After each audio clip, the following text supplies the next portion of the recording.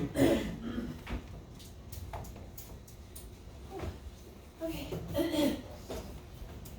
So, our presentation today is on the controversy of under God and the Pledge of Allegiance.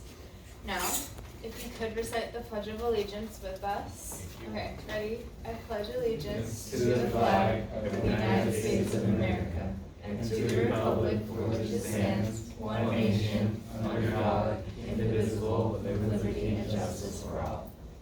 Thank you for doing that. So, who would have guessed that that actually wasn't the original pledge? The addition of under God was actually added in 1954 by President Eisenhower. The original pledge went along the lines of, I pledge allegiance to the flag and the republic for which it stands, one nation, indivisible, with liberty and justice for all. And so this version of the pledge was written in 1892 by Francis Bellamy, who was a Baptist minister's son. So,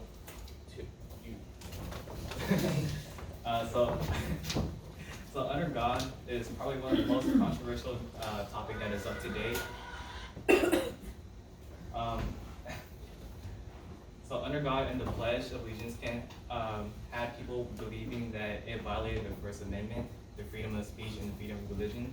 So that kind of is where it began the debate of whether or not we should have under God and the Pledge of Allegiance or not. So just some debate topics that we'll be covering today will be the first pro and con will be that stating or saying the Pledge of Allegiance is patriotic. One of our con will be the freedom of religion. And our pro 2 will be presidency, so our president's view of having under God and Pledge of Allegiance. Con 2 will be the violation of the Establishment Clause. Pro 3 will be having the idea of all men are created equal, and con 3 will be the government court case, Angel v. Mattel.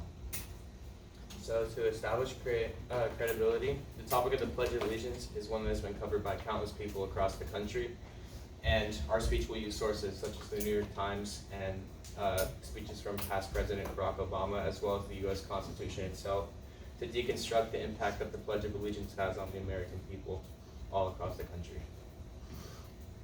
So to relate to why we should care, on the pro side, some people believe that by not reciting the Pledge of Allegiance, you are not showing any support for your country that you call home.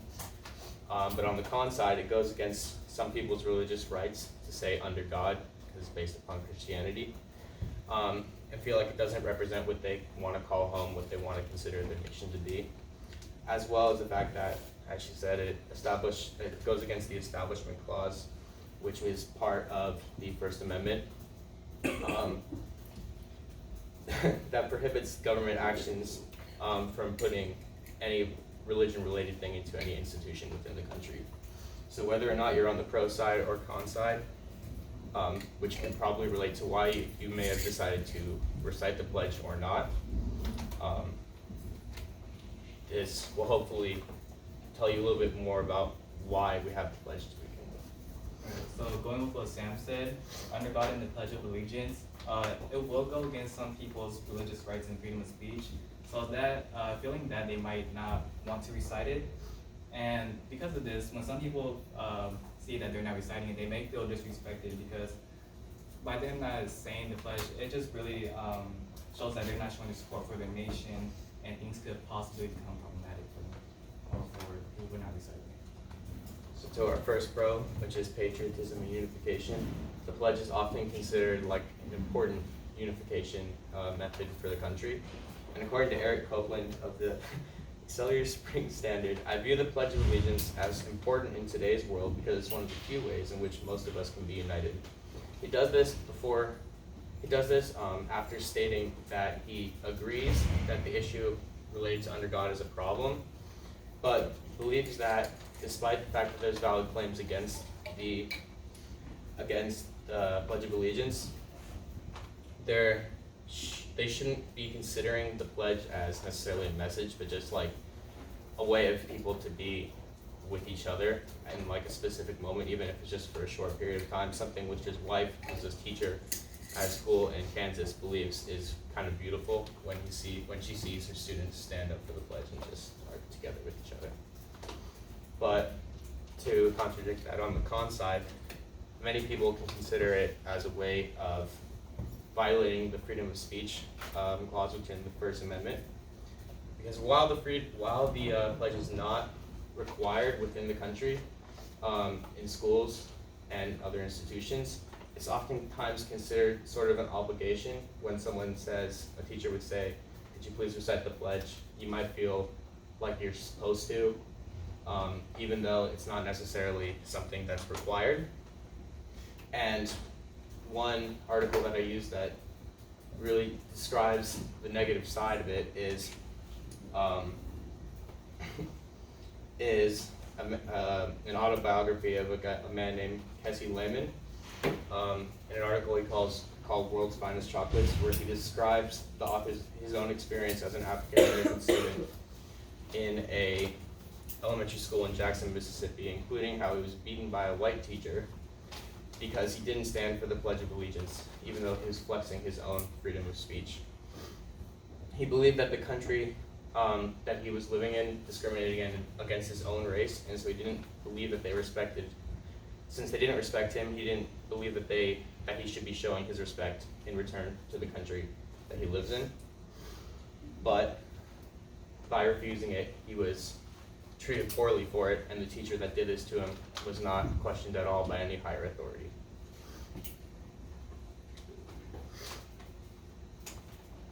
So to transition,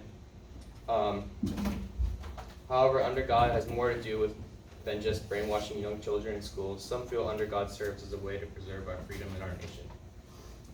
So our pro number 2 is more about the presidents. So as I stated before, President Eisenhower added Under God in 1954, and one of the influences was that the country was in the heart of the Cold War at the time, so it was a cry to kind of unify the country against the fight against communism. And another influence was because he was recently baptized into the Presbyterian religion, and he was starting to understand that there was, I guess, a higher power in a sense. And so, according to the Odyssey, keeping under God in the pledge is a reminder that our freedom comes from a higher power and not just from the government. And so in 2006, President Obama made a speech on faith and politics, and he actually spoke on the matter. So we decided to include a short video clip. Of God in the public is a breach of the wall of separation. Context matters. Now, it's gospel that children recite the Pledge of Allegiance are feeling pledged or brainwashed as a consequence of muttering the phrase, under God. I do. Most of the time when they're saying it, they don't even say all the words. They're just kind of, it's all running into they're sleeping. So this kind of ties into our main points, because he did speak on the matter. He personally didn't feel brainwashed when saying the Pledge of Allegiance, and he also doesn't think that children feel brainwashed, mainly because they don't exactly know what they're doing. And so, however, it is seen as a violation of the Establishment Clause in the First Amendment.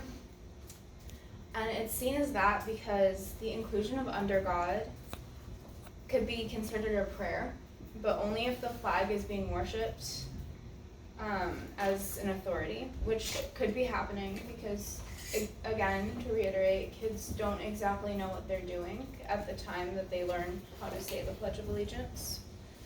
And so this information is according to the article Battle Over the Pledge, which was written by Elizabeth Sifton, and she is an American author and editor of over 40 years. And so again, some view it as public praying, and praying is banned in schools. So some believe that it should be banned to say the pledge. And so she also states how the word God can make different, or under God can make different religious groups in the U.S. feel excluded or oppressed, such as atheists who don't believe in a higher power. And it doesn't exactly represent the American civic life. And so there was a court case about it back in 2002, and it was in Sacramento, and it was Elk Grove Unified School District against Michael Nudo. And in the summer, he proposed a case that was stating that the Pledge of Allegiance should be banned from saying being said in school, because it goes against the Establishment Clause, which again allows government to not be able to establish a official religion or kind of, I guess, push a religion on a group of people. And so the court he went to, which is the Ninth Circuit Court of Appeals, the judge did end up agreeing with him that the pledge violated the Establishment Clause, but it didn't do much in changing the Pledge of Allegiance. And although under God seems to be viewed by some as a violation of our religious freedoms, our founding fathers did have different opinions. Alright, so in the idea that all men are created equal, Thomas Jefferson and our founding fathers, they wrote in the Declaration of Independence, and unquote, "We hold these truths to be self-evident that all men are created equal, that they are endowed by their Creator with certain inalienable rights, that among these life, liberty, and the pursuit of happiness." So, all men are created equal is basically saying that our rights came from God by their Creator with certain inalienable rights, and highlight. So, in order for us to, so this idea represents that this nation and the Republic serves for our freedom. And in order to reinforce this idea, we added under God into the pledge to make known that nobody is less or nobody is more powerful than one another, and that the pledge is served to unite, hence one nation under God. In order to reinforce this idea, we also take a look into MLK's I Have a Dream speech. In his I Have a Dream speech, he says, "I have a dream that one day this nation will rise up and live out the true meaning of its creed. We hold these truths to be self-evident that all men are created equal." So during this time, they were facing segregation. And to overcome this, we all have to see that we are no different from each other, that we're all humans, and we very well will suffer all together. So as you can see, highlighted on the board is nation, and that all men are created equal. So our Creator, which is most likely God, created us to have the right to pursue anything and everything we want in the world, while uniting us as one and as a nation. However, though this does sound great and all, would praising such a God who created us all to be equal be appropriate in such a setting? For example, at athletic games and school settings, even memorial parades, we're reciting the Pledge of Allegiance. But would it be appropriate to do so in those settings? So in the government court case, Angel v. Vital, it's one of the top 10 landmark Supreme Court cases, which means that it's one of the most reviewed cases because of its controversy behind it. So the court case surrounded the idea of performing religious prayers in school. So the court went in favor of not performing prayers in school because it violated the Establishment Clause, which is our freedom of religion. So the recital of the pledge with under God seems as if we are worshiping a supreme being. So since we're worshiping a supreme being, that kind of does make it sound like we are saying a prayer at school. So wouldn't that make it unconstitutional to recite the Pledge of Allegiance? So an argument made in support of the court decision was that state officials may not compose an official state prayer and require that it be recited in the public schools, even if the prayer is neutral. So because of this law, or because of this argument, the court decided that pupils and students who wish to not recite the Pledge of Allegiance may step out and for the time being until they are done. So that was stated by Moskowitz. He's a journalist for the Washington Times, HistoryNet, and many more databases. So therefore, though the pledge may be unconstitutional, we are not forced to, and we are able to not participate in it. So in the Pledge of Allegiance, a widely known pledge all around the U.S., it's considered one of the most controversial issues up to date, specifically because of the two words that are mentioned throughout the 31 that are under God. Under God has sparked controversy due to its violation of the First Amendment of our religious freedom. However, others believe that under God does not in fact reflect religion, but as a united nation altogether. So this is a little recap our pros and cons were the feeling of being patriotic when saying the Pledge of Allegiance and under God in it. One con would be the freedom of speech, how it violated it. Pro 2 would be the presidency's view of having under God and the Pledge of Allegiance. And con 2 was the violation of the Establishment Clause. Pro 3 was the idea of all men being created equal, and con 3 was the government court case Ingo v. Vitale. So, the addition of under God and the pledge started a 6.5-decade debate on whether or not it is patriotic and unifying or a violation of the Establishment Clause.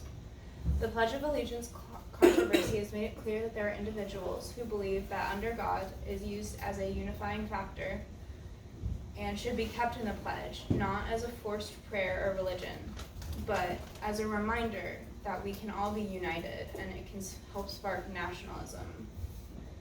But it has shown that there are individuals out there that believe that it is a violation of our First Amendment right, and some even consider under God to be a violation of our constitutional right to religion of freedom. So there is no right or wrong answer as to whether we should keep under God in the Pledge of Allegiance or not. It's really just based off of our personal beliefs of what we deem right or wrong and what we find just and unjust. So what do you think we should do about the pledge of having under God and the Pledge of Allegiance? Do you think we should just abandon it completely, or do you think we should keep it? No matter what you believe, you should make your voices heard about what you think is right.